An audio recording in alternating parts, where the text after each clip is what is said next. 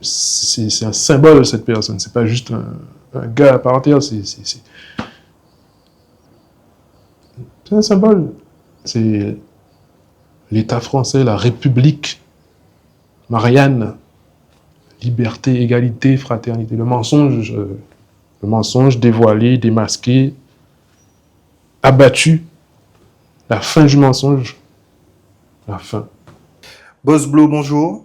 Bonjour. Alors, vous êtes un jeune artiste guadeloupéen. Et si on se rencontre aujourd'hui, c'est parce que le 26 mars prochain, vous devrez comparaître devant la justice, puisque Emmanuel Macron, le président de la République, a porté plainte notamment contre vous pour atteinte volontaire à la vie ou l'intégrité physique de la personne sans que cela soit suivi des faits. Il s'agit donc d'une représentation d'Emmanuel Macron décapité, chose visiblement qu'il n'a pas appréciée.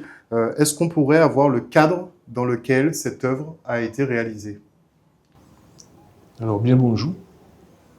Alors, il s'agit d'une œuvre qui a été réalisée dans le contexte d'une exposition intitulée Exposé au chlordécone, qui faisait partie du cadre d'une conférence organisée par Philippe Verdol sur les problématiques liées au chlordécone dans le sol et sur la santé des Guadeloupéens. Donc, tout simplement, c'était une toile qui faisait partie d'une centaine de toiles qui dénonçaient et qui revendiquaient la justice, le rétablissement des droits, la frustration, la colère du peuple envers l'État colonial et toutes ces injustices et sa façon de traiter les peuples autochtones des colonies. Pourquoi associer par exemple Emmanuel Macron finalement à cette question de chlordécone? Alors, sous la toile, le personnage qui a le drapeau représente le peuple et la tête représente le pouvoir, l'État colonial, tout simplement. C'est lui qui représente en tout cas la tête de cet État colonial, criminel, etc., et toutes les réalités qu'il est, et qui l'assume. Donc c'est lui qui se retrouve sur l'image, tout simplement. Quand vous peignez effectivement ce tableau, est-ce que vous pensez, est-ce que vous imaginez à ce moment-là que vous pouvez vous retrouver dans une procédure judiciaire engagée par le président de la République lui-même? Jamais. Trop pas. Je me dis juste, ouais, 2-3 personnes vont se dire, oh là là, et puis c'est tout. Je me dis, ouais, surtout amateur.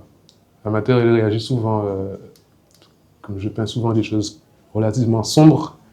Il me disait, bien fait, mais pourquoi tu fais ça comme ça? Pourquoi? Et, bref, et du coup, là, je m'attendais juste à ce que ma mère ou 2-3 personnes s'offusquent, mais je ne m'attendais surtout pas à ce que Missier se sente visé.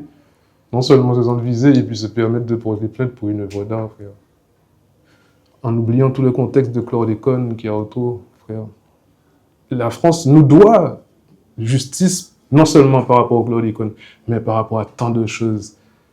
Et on était dans le centre des arts qui était abandonné par j'ai envie de dire, une petite cellule du gouvernement. Encore une fois, frère, le gars, il passe à travers tout ça, il n'en a rien à faire. Il voit son visage, il n'est pas content, il envoie quelqu'un porter plainte. C'est incroyable.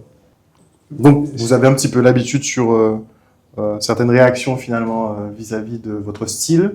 J'aimerais bien qu'on en parle parce que vous disiez, votre maman vous dit, bon, c'est un peu sombre tout ça quand même, c'est un peu, ouais, un peu lugubre. J'aime bien peindre des crânes, des os. J'ai un rapport particulier avec le crâne que je n'ai pas encore étudié parce que j'aime bien ne pas l'étudier, justement, ne pas chercher à savoir. Du coup, je peins souvent des crânes, des squelettes, des choses, et puis aussi un côté noir, sombre. Puis un peu la piraterie aussi. Oui, piraterie, oui. Et vous voulez pas creuser pour savoir pourquoi vous avez un attrait particulier pour ça? Pour les os, non. Enfin, je vois pas l'intérêt de chercher. J'aime, ça me plaît, et puis c'est... Pour vous, c'est le corps? Je ne sais même pas ce que c'est pour moi, mais aussi c'est la base. Qui n'a pas de squelette? Tout le monde a un squelette. Et peut-être, si j'ai envie de chercher un peu, que c'est une façon d'être plus que nu, en fait, d'exposer à son squelette. Pas le moyen de faire semblant d'avoir une expression, de prétendre de sourire ou de triste ou de quoi que ce soit. C'est juste dénudé jusqu'à l'os. Je ne sais pas. J'aime bien cette idée. Là, par exemple, c'est un symbole, cette personne. C'est pas juste un gars par terre. C'est un symbole.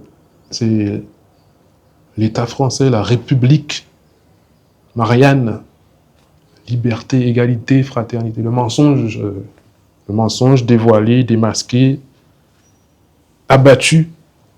La fin du mensonge. La fin. C'est pas... Voilà, en fait, c'est pas une... comment dire? C'est pas un corps qui est attaqué, c'est la fin d'un principe, d'une idée, d'un concept, de mensonge général.